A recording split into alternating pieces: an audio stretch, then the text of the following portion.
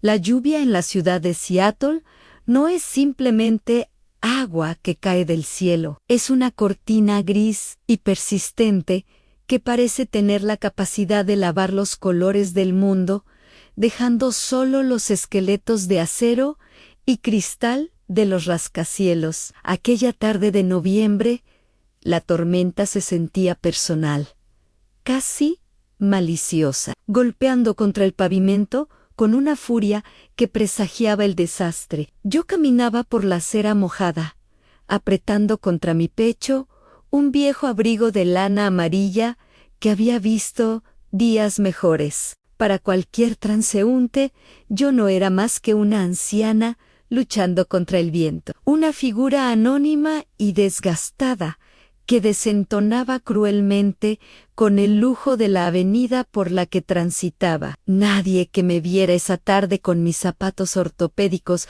manchados de barro y mi cabello gris, escapando de un pañuelo húmedo, podría haber imaginado que cada edificio que se alzaba en esa manzana, cada ventana iluminada, cada gramo de mármol y oro, me pertenecía. Me llamo Carmen Valdés y soy la propietaria mayoritaria del grupo hotelero Aurora, una cadena internacional sinónimo de elegancia y exclusividad. Sin embargo, mi historia no comenzó entre sábanas de seda egipcia, sino con un cubo de agua sucia y un trapeador en las manos. Durante 40 años, construí este imperio desde la nada, limpiando los suelos que ahora otros pisaban con zapatos de diseño. Mi riqueza es inmensa, pero mi alma sigue siendo la de aquella inmigrante que contaba las monedas para comprar pan. Por eso, nunca sentí la necesidad de ostentar. Mi ropa era sencilla, práctica, comprada en tiendas de descuento, y aquel abrigo amarillo, raído en los puños, era mi posesión más valiosa, pues había pertenecido a mi difunto esposo, el hombre que creyó en mí cuando yo no era nadie. Llevarlo era sentir su abrazo, y esa tarde, más que nunca, necesitaba sentirme protegida. El motivo de mi visita al Gran Aurora, la joya de mi corona hotelera, no era una inspección de negocios, sino algo mucho más íntimo y aterrador. Iba a conocer a la prometida de mi único hijo, Julián, mi hijo, a quien había enviado a los mejores internados de Europa para protegerlo de la dureza de mis orígenes. Había regresado a casa con un título universitario y una mujer del brazo ambanesa. Ese era el nombre que Julián pronunciaba con devoción. Me había dicho que era sofisticada, que venía de buena familia, que tenía un gusto exquisito. Habían decidido celebrar su fiesta de compromiso en el salón principal del hotel esa misma noche. Yo había decidido llegar antes, de incógnito, sin avisar a la gerencia ni a mi propio hijo. Quería verlos en su elemento, quería observar la dinámica del lugar sin la pompa y la ceremonia que siempre acompañaban a la dueña. Quería ser simplemente una madre, no un cheque en blanco. Al acercarme a la entrada giratoria del hotel, el contraste entre mi apariencia y el entorno se hizo dolorosamente evidente. El edificio se alzaba majestuoso,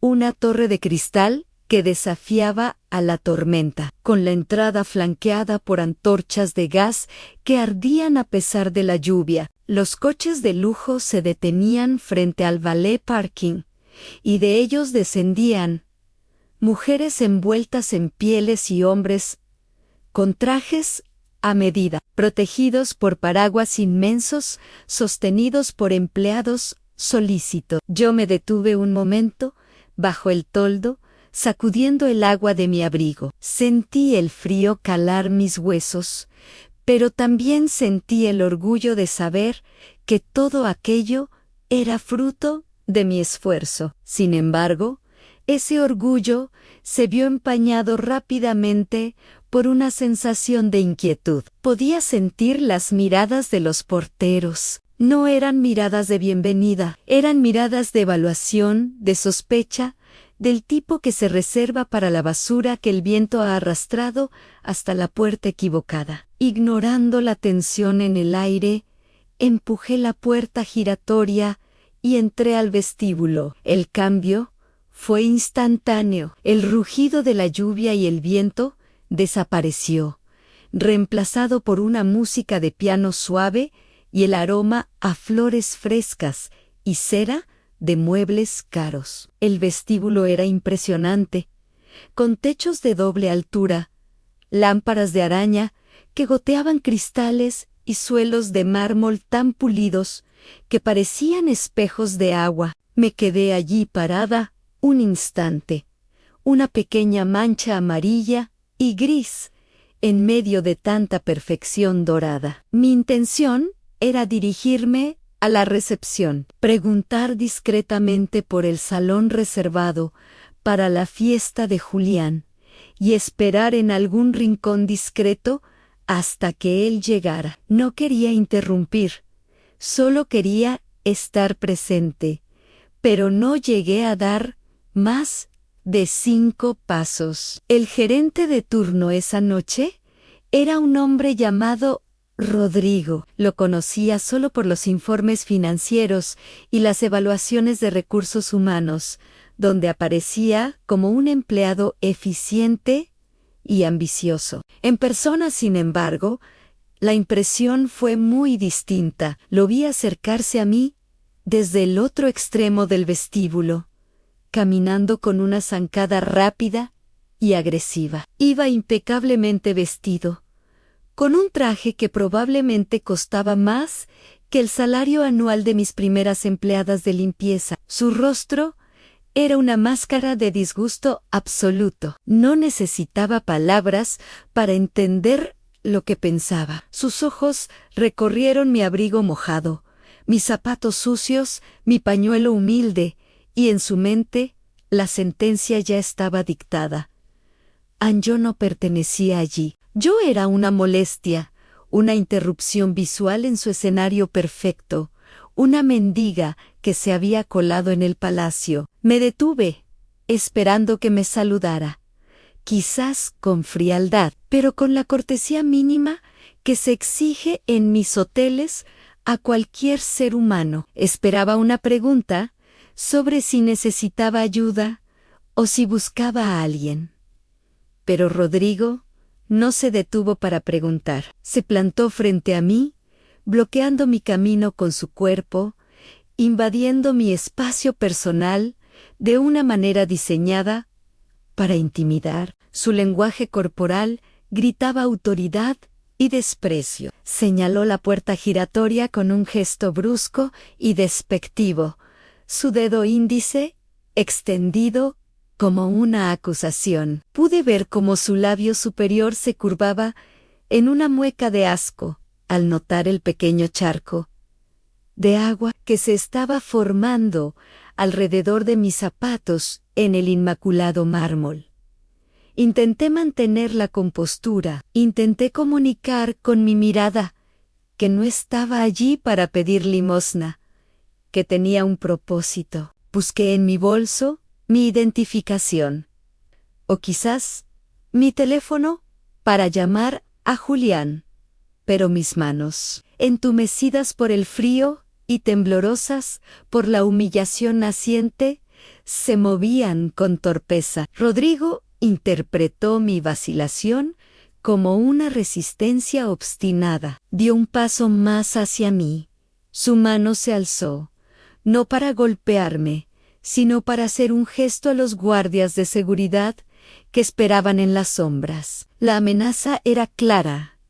O me iba por mi propio pie, o me sacarían a la fuerza. La humillación comenzó a arder en mi pecho, más caliente que la vergüenza. Este hombre, cuyo sueldo yo pagaba, cuya carrera dependía de mi firma, me estaba mirando como si yo fuera una alimaña. Y lo peor era que no estaba solo. Pude ver a los huéspedes en el vestíbulo deteniéndose para observar la escena. Vi las sonrisas burlonas de algunas damas elegantes, el desinterés cruel de los hombres de negocios que ni siquiera me consideraban digna de una segunda mirada.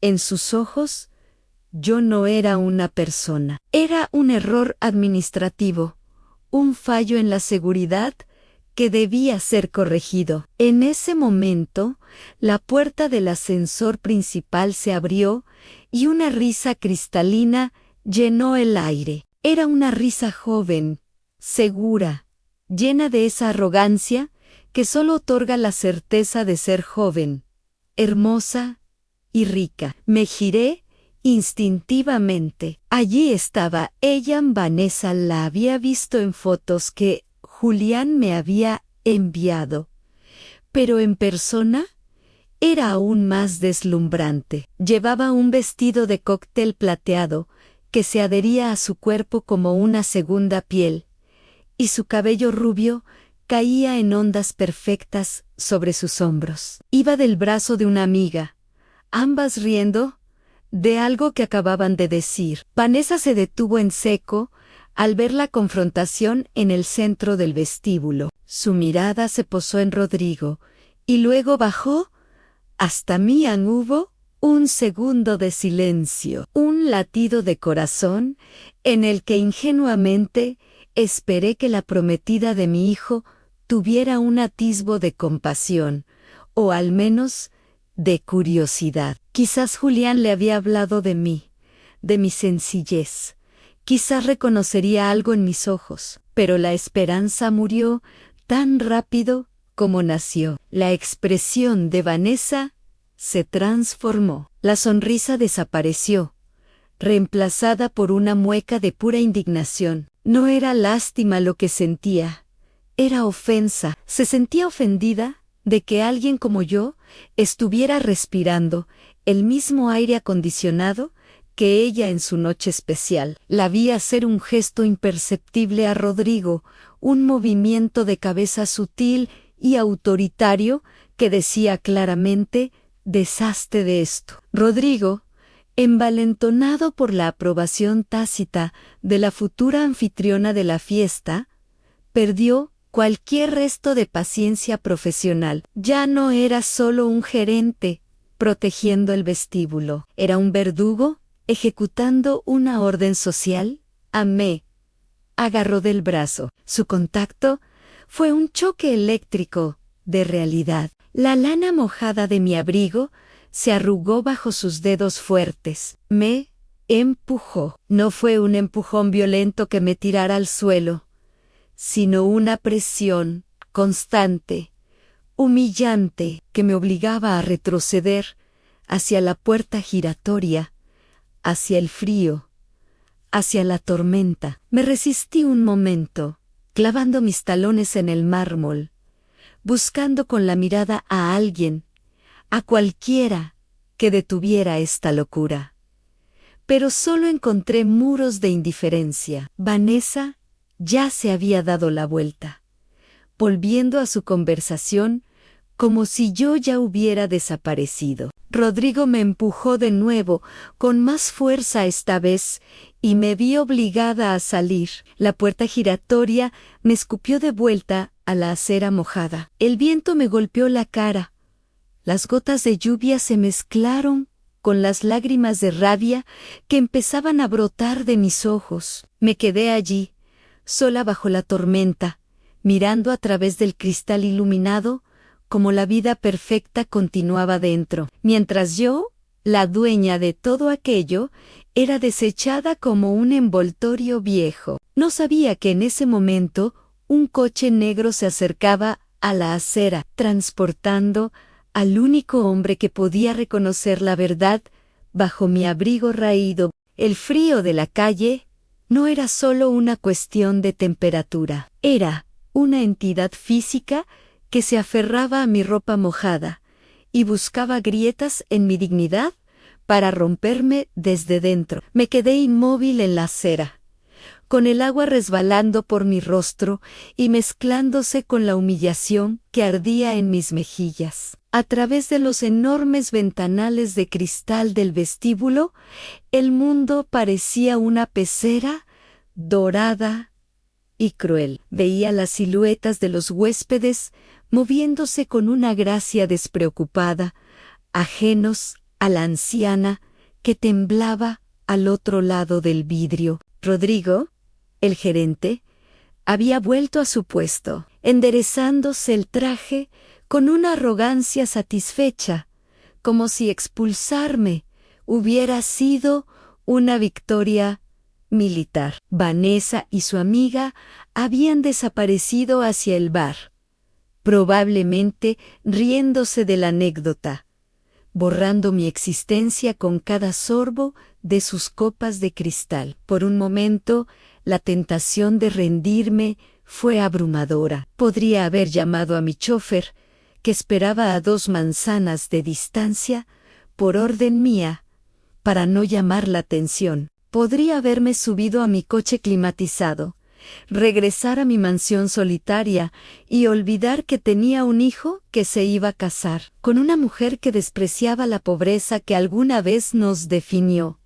Pero entonces miré mis manos. Eran manos arrugadas, manchadas por la edad, pero seguían siendo las manos fuertes que habían fregado suelos hasta sangrar para levantar esos mismos muros que ahora me rechazaban. No me iría como una ladrona en la noche. Este hotel era mío. Cada ladrillo, cada lámpara, cada hilo de las alfombras había sido pagado con mi sudor. Y nadie, absolutamente nadie, tenía derecho a expulsarme de mi propia casa. Mientras recomponía mi determinación bajo el aguacero, unos faros potentes cortaron la oscuridad de la calle. Un vehículo largo y negro, una limusina de un modelo que conocía bien, se deslizó silenciosamente hasta la acera, deteniéndose justo frente a donde yo estaba parada.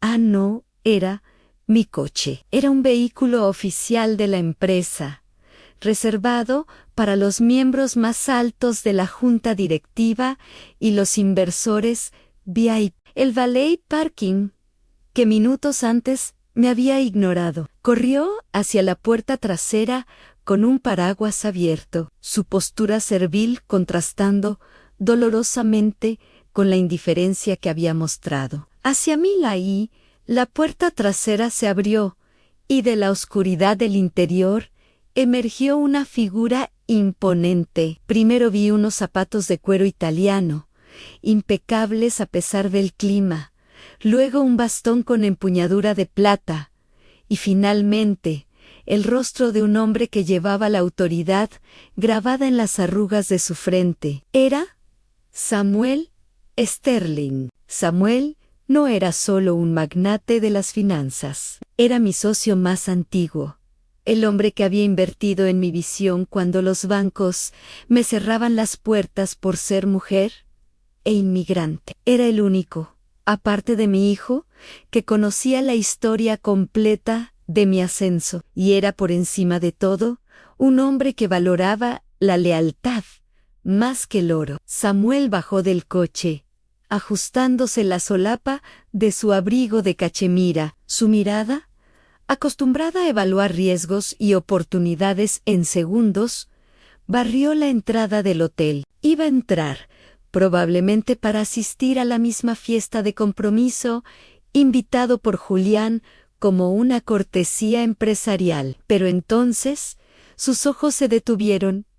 En mí hubo un instante de desconcierto, un parpadeo lento, mientras su cerebro intentaba procesar la imagen incongruente a su socia multimillonaria, la dueña del imperio, parada bajo la lluvia, empapada y sola, pareciendo una vagabunda a las puertas de su propio reino. El reconocimiento golpeó su rostro con la fuerza de un impacto físico. El horror reemplazó a la confusión. Samuel ignoró al valet que sostenía el paraguas sobre él y dio un paso hacia mí, saliendo de la protección de la cubierta y exponiéndose a la lluvia sin dudarlo. Su lenguaje corporal gritaba urgencia y una profunda reverencia. Se acercó a mí no como un superior, sino como un súbdito que encuentra a su reina en el exilio. Sus manos grandes y cálidas envolvieron las mías, frías y temblorosas. No hubo palabras, no eran necesarias. Su mirada recorrió mi abrigo empapado, mi cabello pegado a la frente, y luego se dirigió hacia las puertas giratorias y al gerente que vigilaba detrás de ellas. La expresión de Samuel se endureció, transformándose en una máscara de furia gélida que habría hecho temblar a los mercados de valores. Con un movimiento fluido, se quitó su propio abrigo de cachemira y lo colocó sobre mis hombros. El peso de la tela seca y el calor que emanaba de ella fueron un abrazo físico que me devolvió parte de mi fuerza. Samuel no me preguntó qué había pasado. La escena hablaba por sí sola. Me ofreció su brazo, el derecho, el que sostenía el bastón, y con un gesto suave pero firme, me indicó el camino de regreso a la entrada. No me estaba invitando a entrar, me estaba escoltando. Iba a reintroducirme en mi mundo, no como la anciana pobre, sino como la fuerza que él sabía que yo era. Volver a cruzar las puertas giratorias fue una experiencia surrealista. Minutos antes, había sido expulsada como basura. Ahora, entraba del brazo de uno de los hombres más poderosos de la ciudad. El cambio en la atmósfera del vestíbulo fue inmediato y eléctrico. El sonido de nuestras pisadas sobre el mármol parecía resonar con un eco diferente, más pesado, más autoritario. Los huéspedes que antes me habían mirado con desdén, ahora observaban con curiosidad y confusión al ver a Samuel Sterling, conocido por su exclusividad, atendiendo con tanta deferencia a la mujer del abrigo amarillo, raído, que ahora llevaba su chaqueta de miles de dólares sobre los hombros. Rodrigo, el gerente, nos vio entrar. Estaba al teléfono, probablemente reportando algún asunto trivial, pero se quedó congelado al vernos. Su rostro pasó de la suficiencia profesional a una palidez mortal en cuestión de segundos. Reconoció a Samuel al instante. Cualquier empleado del Grupo Aurora sabía quién era el principal inversor, pero su mente no lograba conectar los puntos. ¿Por qué el señor Sterling estaba con la mendiga? ¿Por qué le había dado su abrigo? ¿Por qué la miraba con ese respeto absoluto? Vi el pánico empezar a nacer en sus ojos, esa comprensión lenta y terrorífica de que había cometido un error de proporciones catastróficas, aunque todavía no entendía la magnitud real de su fallo. Rodrigo colgó el teléfono y se apresuró hacia nosotros, intentando recomponer su fachada de eficiencia. Su intención era clara: interceptar a Samuel, disculparse por la molestia de mi presencia y tratar de separarnos. Levantó una mano, abriendo la boca para hablar, para explicar, para mentir. Pero Samuel no le dio la oportunidad. Ni siquiera se detuvo. Simplemente levantó su bastón un par de centímetros del suelo y lo golpeó contra el mármol con un sonido seco y definitivo. Fue una orden de silencio, un gesto de desprecio tan absoluto que Rodrigo se detuvo en seco como si hubiera chocado contra un muro invisible. La mirada de Samuel pasó a través de él como si fuera transparente, negándole incluso la dignidad de ser reconocido como un obstáculo. Seguimos caminando hacia el centro del vestíbulo. Samuel me guiaba con orgullo, con la cabeza alta, desafiando a cualquiera a cuestionar mi presencia. Yo sentía las miradas clavadas en nosotros. Podía sentir la confusión transformándose en asombro. La anciana invisible se había vuelto visible por asociación, pero yo sabía que la verdadera revelación aún no había llegado. Samuel se detuvo bajo el gran candelabro central, el punto focal de todo el espacio. No buscó un asiento para mí. Ann se quedó de pie a mi lado, como un guardia pretoriano, esperando. Su silencio era una declaración de guerra. Estaba esperando a que la jerarquía del hotel se realineara por sí sola, o a que alguien con suficiente rango apareciera para presenciar la verdad. Fue entonces cuando Vanessa reapareció. Salía del bar con una copa fresca en la mano, riendo de nuevo. Su mirada barrió el vestíbulo y se detuvo en nosotros. La sonrisa se le congeló en los labios. Vio a Samuel Sterling, el invitado de honor que ella y Julián esperaban con tanta ansiedad para impresionar. Y luego me vio a mí, a su lado, vistiendo el abrigo del magnate. La confusión en su rostro era casi cómica. No entendía la dinámica. ¿Era yo una pariente pobre de Samuel, un proyecto de caridad? Su arrogancia le impedía ver la realidad. Se soltó del brazo de su amiga y caminó hacia nosotros. Su paso vacilante, por primera vez. Intentó componer una sonrisa. Intentó navegar la situación social imposible que tenía delante. Al llegar a nuestra altura, Vanessa ignoró mi presencia y se dirigió directamente a Samuel, extendiendo una mano perfectamente manicurada, intentando rescatar la situación con encanto superficial. Pero Samuel no tomó su mano, la miró con una frialdad que heló el aire a nuestro alrededor. Luego, hizo algo que nadie esperaba. Se giró hacia mí, ignorando completamente a la novia de mi hijo, y con un gesto lento y deliberado, se inclinó levemente, tomando mi mano y besándola con una reverencia que se reserva para la realeza.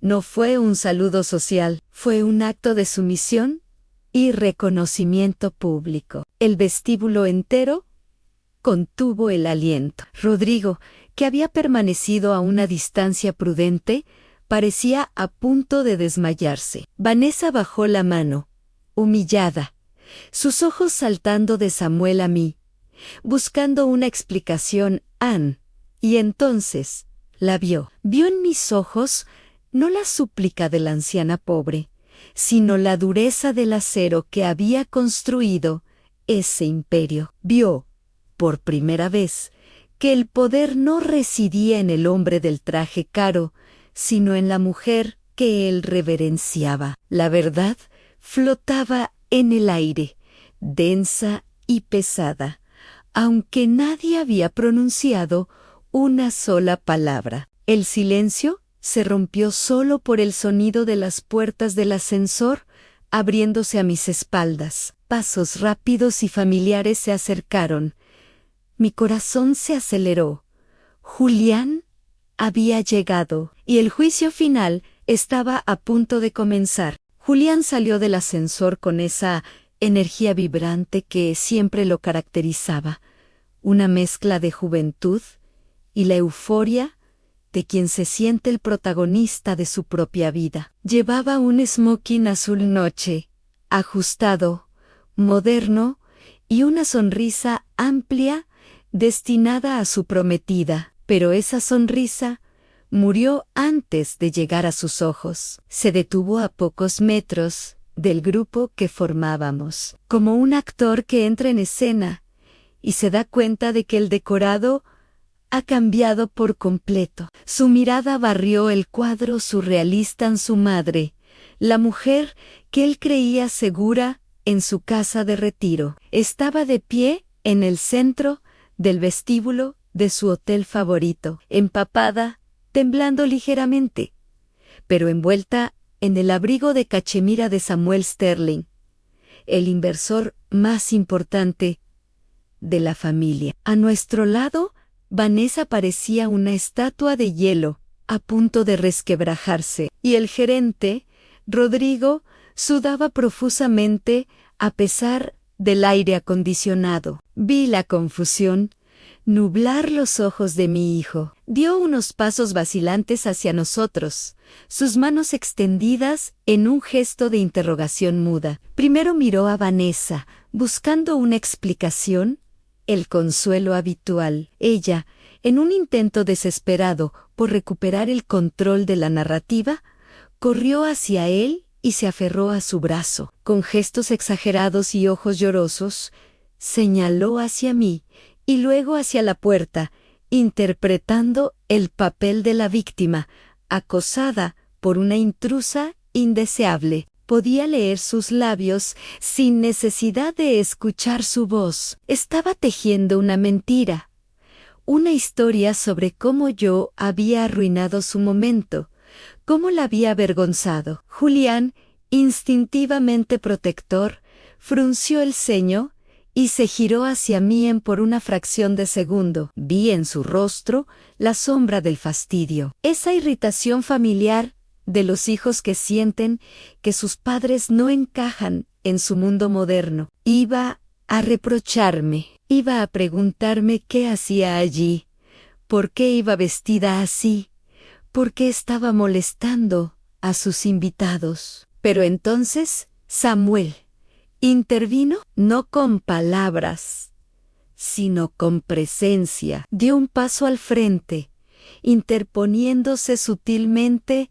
entre Vanessa y yo, rompiendo la línea visual de Julián. Samuel miró a mi hijo. No fue una mirada de ira, sino de profunda decepción. Fue una mirada que pesaba toneladas, cargada de una autoridad que Julián conocía y temía desde que era un niño, y Samuel visitaba nuestra casa para firmar contratos. Samuel levantó una mano y señaló mi cabello mojado, luego mis zapatos embarrados y finalmente la puerta giratoria donde la lluvia seguía golpeando. La secuencia gestual era una acusación clara y brutal.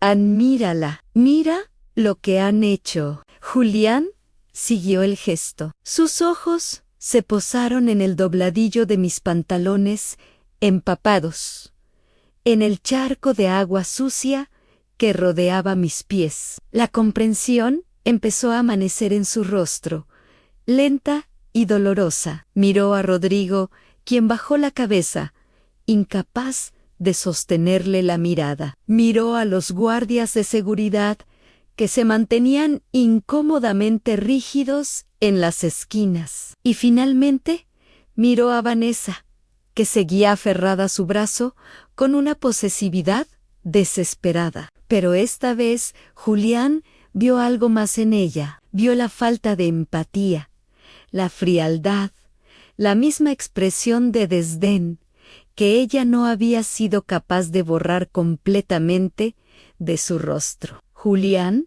se soltó suavemente del agarre de Vanessa. El gesto fue pequeño, pero para ella debió sentirse como un empujón. Caminó hacia mí, ignorando el protocolo, ignorando a los invitados que miraban. Se detuvo frente a mí y por primera vez en la noche me miró no como a una madre inoportuna, sino como a una mujer herida. Levantó la mano para tocar mi mejilla fría. Yo no me aparté, pero tampoco me incliné hacia su tacto. Me mantuve firme, una columna de dignidad silenciosa. Mis ojos le decían lo que mi boca callaba. Me fallaste, permitiste que esto sucediera al elegir a quien elegiste.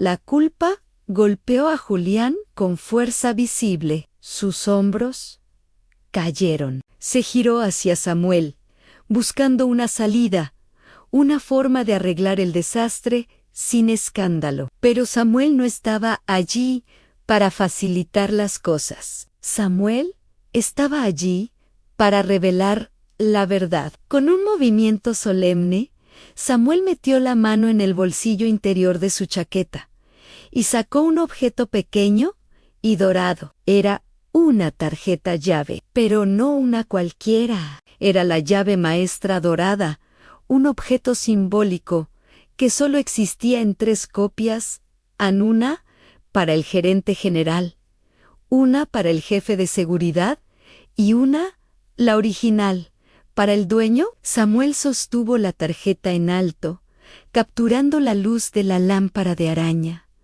El brillo dorado atrajo todas las miradas. Rodrigo soltó un pequeño gemido ahogado.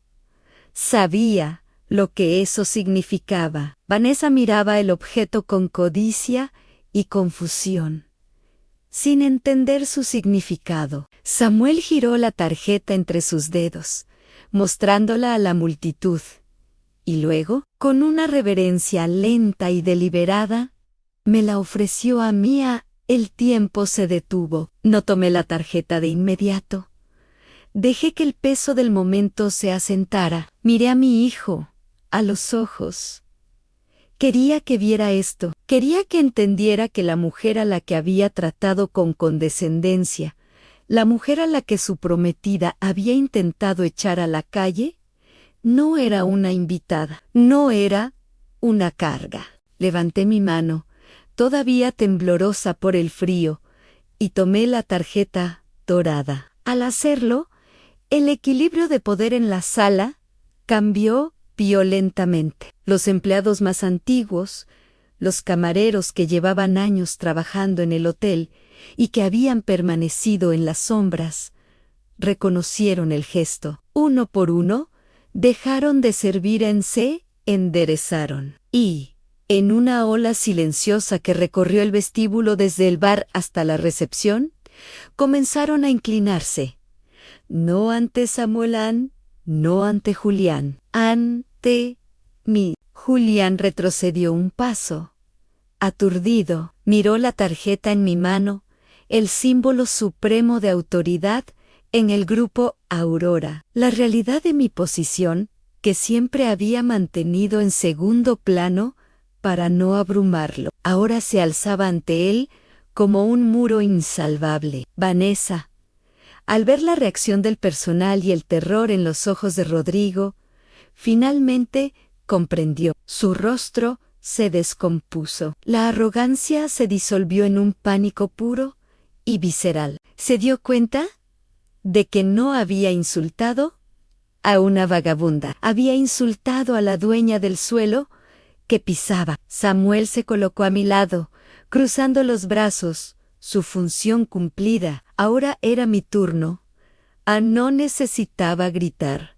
No necesitaba insultar. Tenía la tarjeta dorada en la mano. Caminé hacia el mostrador de recepción. El personal se apartó para dejarme paso, con la cabeza baja. Rodrigo intentó hacerse invisible, pero yo me detuve frente a él. No lo miré con odio, sino con una decepción fría y profesional. Puse la tarjeta sobre el mostrador con un clic suave, pero definitivo. Luego, señalé a Rodrigo y después señalé la puerta giratoria, el mismo gesto que él había usado conmigo. La justicia poética flotó en el aire. Rodrigo miró a su alrededor, buscando apoyo, pero estaba solo. Julián no se movió. Samuel lo observaba con dureza. Temblando, el gerente se quitó la identificación de la solapa,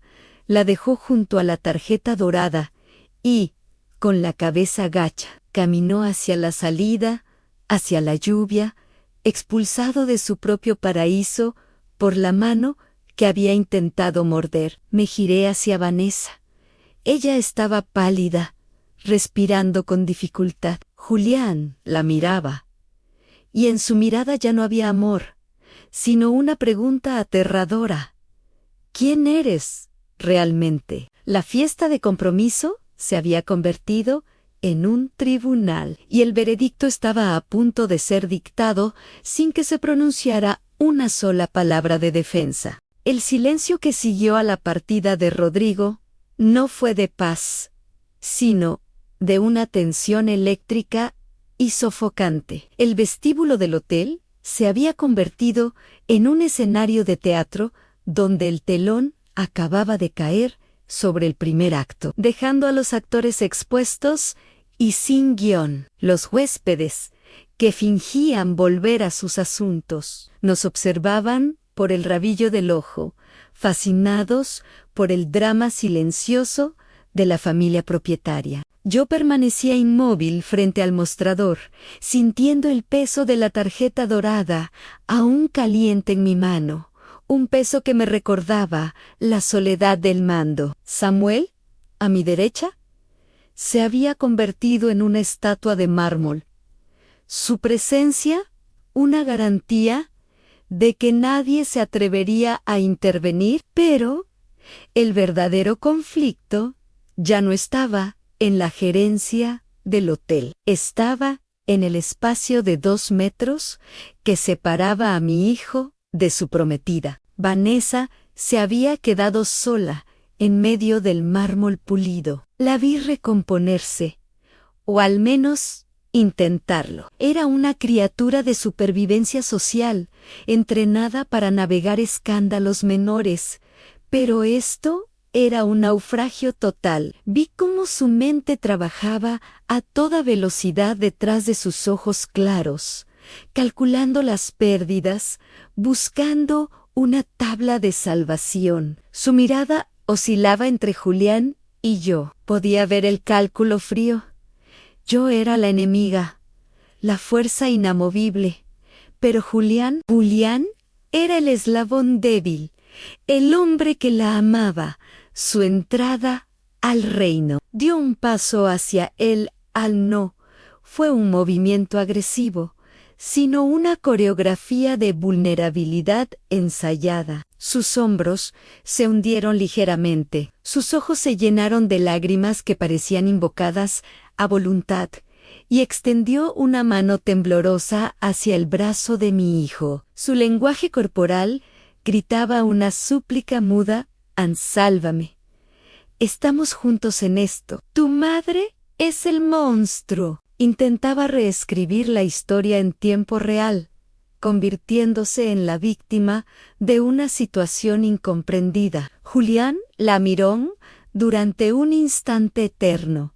Contuve la respiración. Conocí el corazón blando de mi hijo, su tendencia a evitar el conflicto, su deseo desesperado de ser amado. Temí que cediera, que aceptara su mano, que buscara una tregua para evitar la humillación pública de la mujer que había elegido. Pero algo había cambiado en la atmósfera. La lluvia fría de la calle parecía haber entrado en el alma de Julián, despejando la niebla del enamoramiento. Él no se movió cuando ella le tocó el brazo, pero tampoco respondió al tacto. Se quedó rígido, mirando la mano de ella sobre la manga de su smoking, como si fuera un objeto extraño, un parásito que acababa de notar. Luego, levantó la vista hacia el rostro de Vanessa, y lo que vio allí lo destrozó. Ya no veía a la mujer sofisticada y perfecta de las fotos. Veía la mueca de disgusto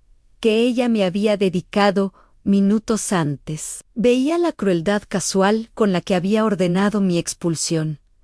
Veía, finalmente, el vacío detrás de la belleza. Con un movimiento lento y deliberado, Julián levantó su propia mano y retiró los dedos de Vanessa de su brazo. No fue un gesto violento. Fue algo peor, Anne.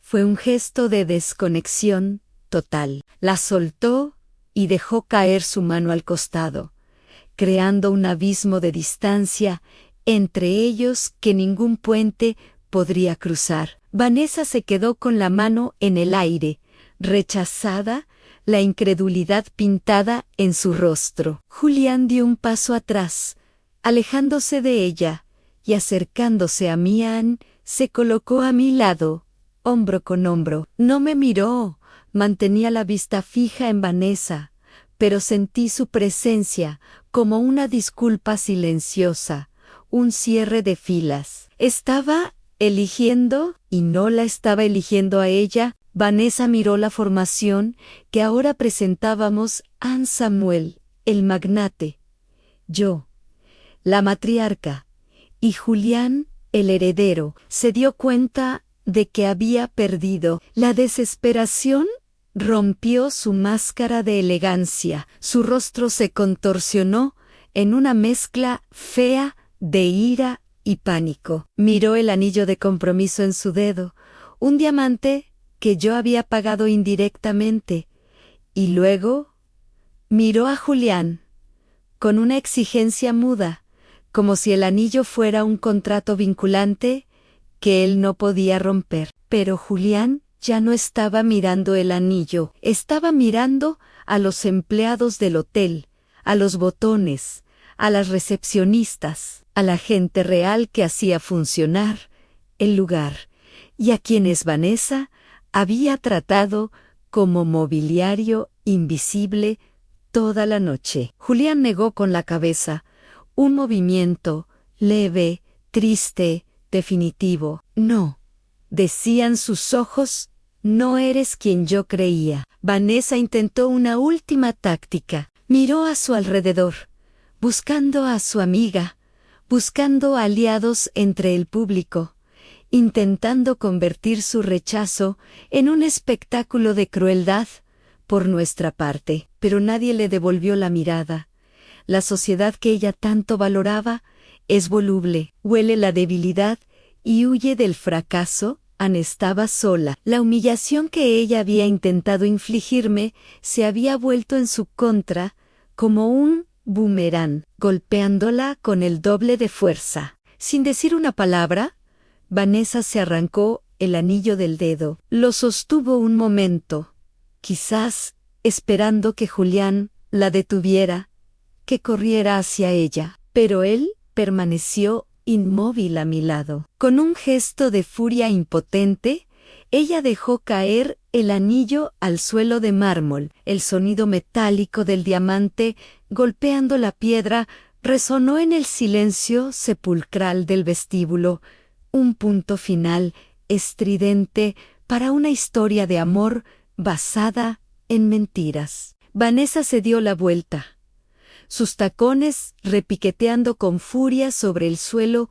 mientras caminaba hacia la salida. No hubo elegancia en su partida. Fue una huida. Pasó por las mismas puertas giratorias por las que me habían echado a mí, y desapareció en la noche lluviosa, tragada por la misma tormenta que ella había considerado adecuada para su suegra. Julián se quedó mirando el anillo en el suelo. Vi cómo sus hombros temblaban ligeramente. No era fácil. A pesar de todo, él la había amado, o había amado la idea de ella.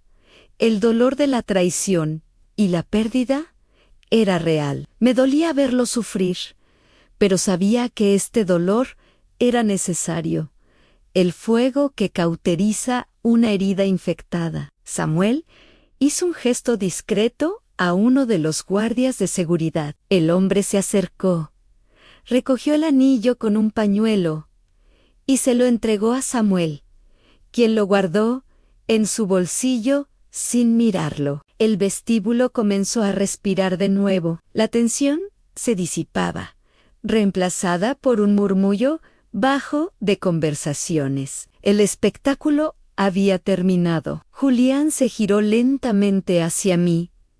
Sus ojos estaban rojos, brillantes de lágrimas no derramadas. Me miró de arriba a abajo, viendo mi ropa mojada, mi cansancio, mi dignidad. Levantó una mano y con una ternura infinita acomodó el cuello del abrigo de Samuel sobre mis hombros, asegurándose de que estuviera abrigada. Luego bajó la cabeza y la apoyó en mi hombro, como cuando era un niño pequeño y buscaba refugio de sus pesadillas. Lo abracé. Sentí su respiración entrecortada contra mi cuello. No necesitaba que me pidiera perdón. Su abrazo era la disculpa. Su elección era la redención. Allí, en medio del lujo que yo había construido, recuperé lo único que realmente me importaba y que había temido perder para siempre, Ana, mi hijo. La dueña había recuperado su hotel, sí, pero la madre había recuperado a su familia, y mientras acariciaba el cabello de Julián, supe que la tormenta afuera podía seguir rugiendo todo lo que quisiera. Nosotros ya estábamos a salvo. El ascenso en el ascensor de cristal hacia el ático fue un viaje simbólico desde el caos terrenal hacia una paz elevada, mientras la cabina subía, dejando atrás el vestíbulo y las miradas curiosas. Vi cómo los hombros de Julián se relajaban por primera vez en la noche. Samuel permanecía a nuestro lado, una presencia constante y tranquilizadora, su reflejo en el cristal superpuesto a las luces de la ciudad que se extendía bajo nosotros. La lluvia seguía golpeando contra el vidrio, pero ya no parecía una amenaza. Ahora era solo un telón de fondo, un recordatorio de la tormenta que habíamos sobrevivido. Al llegar a mi oficina privada, en la última planta, un espacio que Julián apenas había visitado en su vida, el silencio adquirió una calidad diferente. No era el silencio tenso del conflicto, sino el silencio cálido de la reconciliación. Julián caminó hacia el gran ventanal que dominaba el horizonte de Seattle. Lo vi observar la ciudad, los miles de puntos de luz que representaban edificios, negocios, vidas. Por primera vez, no miraba el paisaje como un escenario para su diversión, sino como el resultado de un esfuerzo monumental. Comprendió, en ese momento de quietud, que cada hotel, cada activo de nuestra familia, no había aparecido por arte de magia, había sido construido sobre la espalda de la mujer que estaba sentada detrás de él, secándose el cabello con una toalla ofrecida por Samuel. Los meses que siguieron a esa noche transformaron nuestra realidad más que cualquier plan de negocios. La cancelación del compromiso fue tratada con discreción absoluta. Vanessa desapareció de los círculos sociales, convertida en un susurro de advertencia sobre la arrogancia. Pero el cambio verdadero ocurrió dentro de las paredes del hotel. Julián no volvió a su vida de ocio y privilegios ciegos. Al día siguiente de la fiesta, se presentó en mi despacho, no con un traje de diseñador, sino con ropa de trabajo sencilla. No pidió un puesto directivo. Su mirada, humilde y decidida, pedía una oportunidad para aprender, para empezar desde donde yo había empezado. Lo asigné a la rotación operativa. Durante 6 meses, el heredero del Imperio Aurora trabajó en la lavandería, en las cocinas, en la recepción nocturna. Lo vi cargar maletas, lo vi sudar arreglando problemas de mantenimiento, lo vi servir café a clientes que ni siquiera lo miraban a la cara, y en ese proceso, el niño mimado murió y nació el hombre. Aprendió el nombre de cada empleado, desde las limpiadoras hasta los chefs. Aprendió que el respeto no se hereda con un apellido, sino que se gana con el ejemplo. Samuel, desde su posición de mentor, observaba su progreso con una satisfacción paternal, sabiendo que el legado estaba, por fin, en buenas manos. Una tarde de primavera, un año después de la tormenta, volví a entrar en el vestíbulo del Gran Aurora Ne.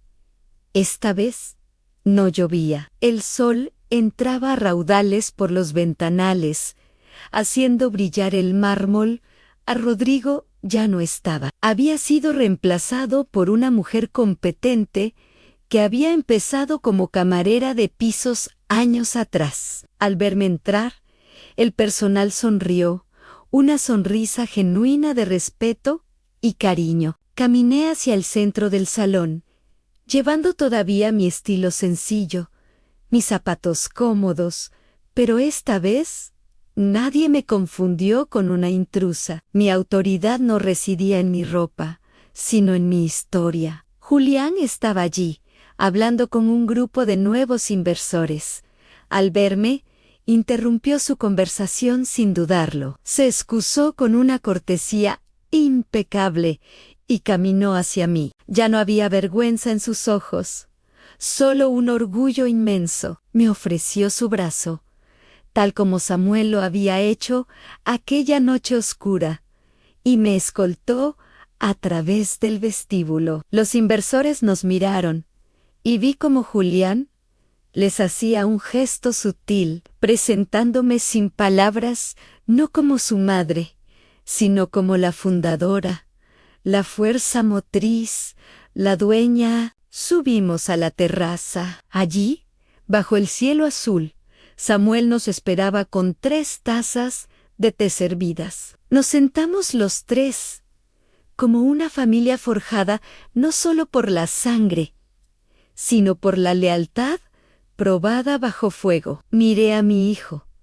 ahora un hombre con las manos un poco más ásperas, pero con el corazón mucho más sabio. Miré a mi amigo, el guardián de mis secretos. Y miré mi viejo abrigo amarillo, que ahora colgaba enmarcado en una vitrina en el pasillo principal de las oficinas corporativas. No como una prenda de ropa, sino como un estandarte de guerra, un recordatorio permanente de dónde venimos. Mi nombre es Carmen Valdés, y esta es la historia de cómo una noche de lluvia y humillación me devolvió lo que el dinero casi me había robado. Aprendí que la dignidad no se negocia y que el verdadero poder no consiste en humillar a los demás, sino en levantarlos. Mi nuera me sirvió sobras en el suelo pensando que yo no valía nada,